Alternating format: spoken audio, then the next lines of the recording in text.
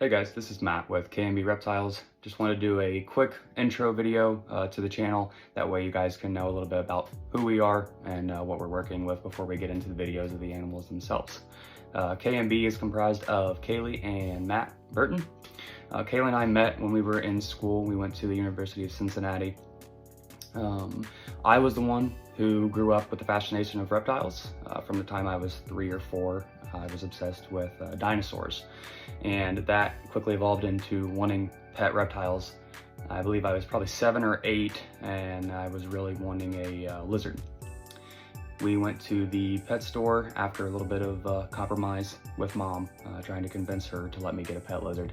And we went to a Super Pets, and while I was looking at lizards, my sister was playing with guinea pigs that they had there as well. And it just so happened that that morning, someone had came and surrendered 2 guinea pigs that they were not allowed to sell but had to rehome. So I did not go home with a lizard that day. We went home with 2 guinea pigs, and I had to hold off a little bit longer to be able to get my first reptile. It was probably another year later that I was able to finally get a lizard. I started off with a crested gecko, and that quickly evolved into wanting snakes. It was probably 4th grade where I was really begging for a snake, and my parents had the compromise that if I were to get straight A's all year, they would let me get a pet snake. I got straight A's all year. Still took a little bit of convincing for mom to be okay with getting a pet snake. Finally got one in 5th grade, got a normal ball python, and it took off from there. From the time I was in 5th grade up through high school, I had snakes the entire time. I had a handful of ball pythons, 5 or 6 or so. I had albino checker garter snakes. I had Kenyan sand boas was the actual first thing that I ever bred. Had some normal Kenyan sand boas when I was probably 15 or 16 years old. That really solidified that I had a passion for working with snakes in general. Whenever I went off to college, I had to get rid of everything.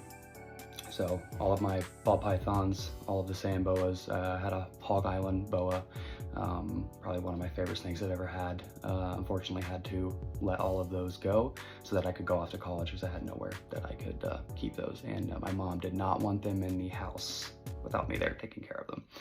So Kaylee and I met when we were at school at University of Cincinnati, and while we were there, I had, obviously told her that I was into reptiles. I had had reptiles, and after school, I wanted to get reptiles again. We kind of went back and forth on that. She was not wanting to get reptiles whatsoever, but sending her funny photos of bearded dragons, dressed up bearded dragons, she was the one who sparked the idea of actually getting a bearded dragon, and I selfishly saw that as a way to get back into reptiles and kind of get that as an introduction for her into one of the things that I was passionate about. So we got a bearded dragon shortly after Craigslist. I had him for a few years. Turned out to actually be a female. We didn't know really much about bearded dragons besides their general care. Didn't know if they were male or female. Bought him as a male. Laid eggs one day, infertiles, but obviously was a female. After we finished school there, actually the last year we were there, she finally was okay with getting a snake. So I got a Craigslist find, again, was a pewter ball python female, and I had my super pastel male that I had bought in 2011 from Garrett DeMeyer, who I had given to my brother to keep as a pet whenever I had left for school. So I'm like, perfect. I'm gonna get this adult female. I've got a male who's 7 years old at this point, never been bred. I went and got the female, got her in. She was big and healthy. Went and picked up the male, put them together, and had my first clutch. That was 2019, so I started getting animals in 2018. 2019 was our first clutch. In 2018, I started out with just simple stuff. I got a pied female, and then towards the end of that year, I really started to look at what I wanted to work with, and picked up a couple nice project animals to grow up. So from the end of 2018 up until 2020 were my initial growing years. And then going into 2021 was going to be my first year of, real production of more than just 1 or 2 clutches of lower end projects. So that's us. We're gonna get into some of the projects. I kind of like to go through each male and show you all the females that he's going to be going to this year.